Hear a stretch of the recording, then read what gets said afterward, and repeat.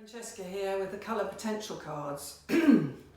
I have not made any social media videos or done any posts for a year now, and that is because this time last year I was busily sorting out my studio, getting rid of all my art history books, take them upstairs, really thinking about what I was doing, where my creativity was going, reassessing, I suppose. And then a couple of months later, I had 3 deaths in 2 months, family deaths, and needless to say, that rocked my world.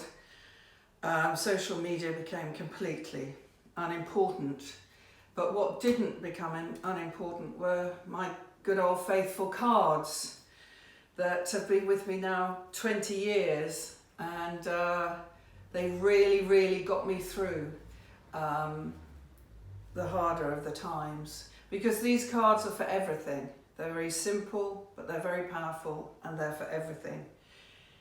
Tiny little everyday issues, bereavement. And I wanted to talk to you a little bit about bereavement because various people have said that would be helpful, and it seems to be everywhere. There's even a festival called Good Grief. So people are beginning to talk about it. And with these deaths, because my children are older and I didn't have to, monitor them very closely with their bereavement, I had a bit more space for myself to really see what I need when I'm in grief. And what I realised was I needed a lot of time on my own, inside the house, not going anywhere. So I'm just saying that in case you feel you're in this situation, you feel you need that, but you can't have it, that it would be somehow disapproved of, or you should get back out there, and I really did sit with it. So I just wanted to pass on a couple of things I learned. The other thing I learned is that because you're in a grief space and you're not your normal self, unless you're highly evolved, which I'm not, that you're vibrating in a sort of extreme form, people are going to say things that will upset you. There's just no way around it. They will. They won't mean to. They'll probably be trying to say things to make you feel better, but it will catch you at the wrong angle because you are very angled and sharp and brittle. The other thing is, it's all to do with how they have dealt with death. And if they haven't dealt with death and loss and bereavement very well, they don't really want you bringing up their stuff about death. This is what I think. I'm just, passing it on in case it's helpful. The other thing is, some friends, some acquaintances will be absolutely amazing, and you'll think, my goodness, gosh, how thoughtful of them. Others will disappear forever. And again, I think it's all based on how they have dealt with death themselves. And it's non-linear, and it's very individual. And I have other friends going through grief, and they need to be out. They need to be with people. The last thing they want to do is what I did, which is sit on my own in the sofa staring at the walls. That's the last thing they want to do. So whatever it is you need to cope with your grief, you do it. There is no right or wrong.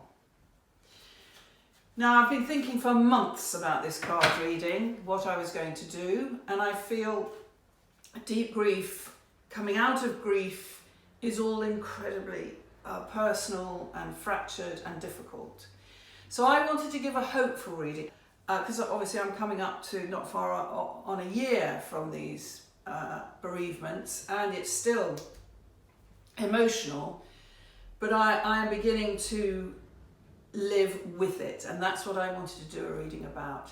They say that the whole never goes away, you just learn to live with it. And I was thinking, I wanted to do a reading about one of the gifts that your relationship with this being brought you, and to remind you of that, and that somehow, even though they're gone and you have this hole inside you, you have also this gift inside you, because that's what they've left you with. One of the many, but we're just going to do one today. So I'm going to pull 3 cards. You decide on 1, 2 and 3, whichever speaks to you. And I'm going to choose one for myself. Just because sometimes I think it's good for me to be a part of this in both ways rather than just giving out.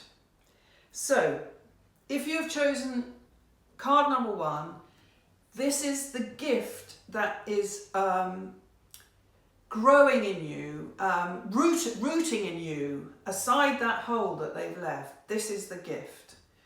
And here it is.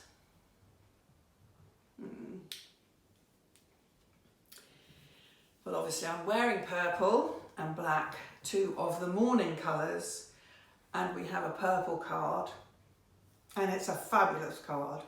So there are 3 cards with the same colour, and this is leadership. And the reason leadership is purple is because purple is a very high colour. It's high church, it's royalty. They think early man couldn't see purple because we weren't vibrating at the right level. Because colours are all about wavelengths and vibrations. And purple is the highest vibration and the shortest wavelength. So anyway, back to leadership, purple. So first of all, just feel that colour. Feel that purple colour. Leadership. What does that mean to you? This person who you loved, whose loss you are getting over. And this could be years ago, decades ago. You know, it doesn't have to be last year or recent. You will know who you're thinking of. But they gave you leadership with their relationship with you. So whatever that means to you, this is a fabulous, fabulous card. Again, a little purple goes a long way. You know, it doesn't mean you have to start leading groups or anything. This is about you and leadership in your life. Fabulous. Okay, number 2, which is is for me too. It is purple. I have done a reading in the past where all 3 cards were the same colour. And given this is such a spiritual situation we find ourselves, a non-normal situation we find ourselves in, purple and spirituality. So and I'm just thinking, well, I'm thinking of all 3 beings that I lost, but my goodness, yeah.